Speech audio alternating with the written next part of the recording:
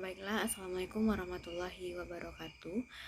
Yang terhormat Ibu Nita Sofia, SPD MPDE, selaku dosen pengampu mata kuliah strategi pembelajaran ekonomi, dan yang terhormat juga kepada teman-teman semuanya.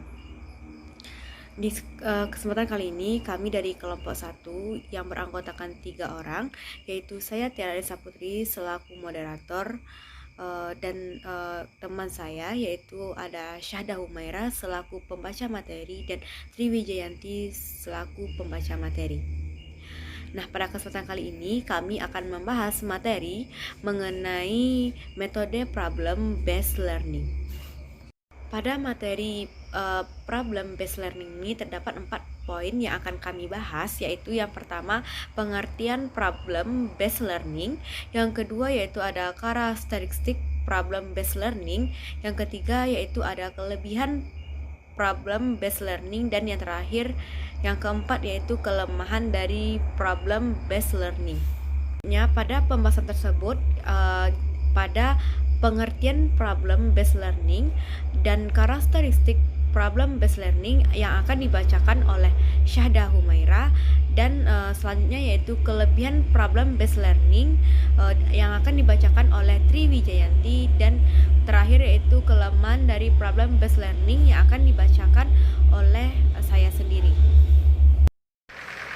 Baiklah, perkenalkan, nama saya Syahda Humaira dengan NIM 21053038. Saya akan menjelaskan materi mengenai definisi dari PBL atau Problem Based Learning. Nah, di sini Problem Based Learning itu merupakan suatu pembelajaran yang diawali dengan menghadapkan siswa pada suatu masalah, atau bisa diartikan sebagai suatu pendekatan pembelajaran yang dimulai dengan menyelesaikan suatu masalah. Selain itu, problem based learning juga bisa diartikan sebagai model pembelajaran yang melibatkan keaktifan peserta didik untuk selalu berpikir kritis dan selalu tampil dalam menyelesaikan suatu permasalahan. Jadi pembelajaran berbasis masalah atau problem based learning dapat juga dimulai dengan melakukan kerja kelompok antar peserta didik. Dengan cara awalnya peserta didik menyendiri, kemudian menemukan masalah, lalu menyelesaikan masalahnya di bawah petunjuk fasilitator atau guru.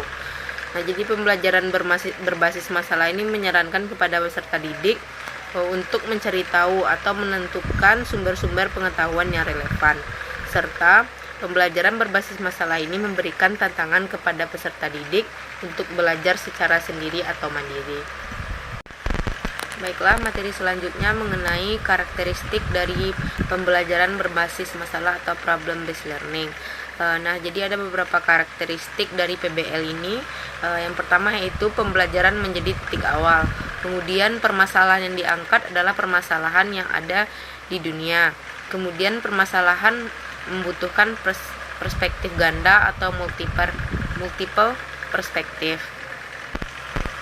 Selain itu, karakteristik dari PBL yaitu pembelajaran berpusat pada siswa, kemudian belajar dalam kelompok kecil, berkolaborasi dengan teman lainnya, kemudian permasalahan menantang pengetahuan yang dimiliki oleh siswa, sikap dan kompetensi yang kemudian membutuhkan identifikasi kebutuhan belajar dalam bidang baru dalam belajar, dan yang terakhir belajar pengarahan diri menjadi hal yang utama, pemanfaatan sumber pengetahuan yang beragam, penggunaannya dan evaluasi sumber informasi merupakan proses yang esensial dari problem based learning. Untuk materi selanjutnya yaitu mengenai kekurangan metode pembelajaran project based learning. Kekurangan yang pertama yaitu kurang terbiasanya peserta dan pengajar terhadap metode ini. Peserta dan pengajar lebih terbiasa pada metode konvensional, yaitu metode pengajaran satu arah atau teacher centered learning. Kemudian kekurangan yang kedua yaitu kurangnya waktu pembelajaran, di mana project based learning ini memakan waktu yang cukup panjang, sedangkan waktu pelajaran yang disediakan di sekolah maupun di perkuliahan itu cukup singkat.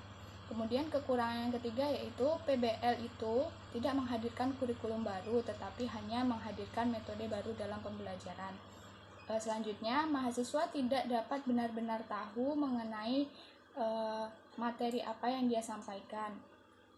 Kemudian yang terakhir yaitu seorang dosen mengadopsi pendekatan PBL mungkin tidak dapat untuk menutup sebagai bahan sebanyak kursus kuliah berbasis konvensional.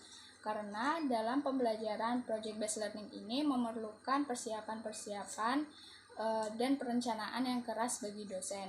Ini bisa sulit pada awalnya bagi dosen untuk melepaskan kontrol dan menjadi fasilitator, mendorong mahasiswa untuk mengajukan pertanyaan yang tepat daripada menyerahkan mereka solusi.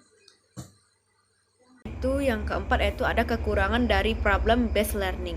Nah, kekurangan dari problem based learning itu ada 5.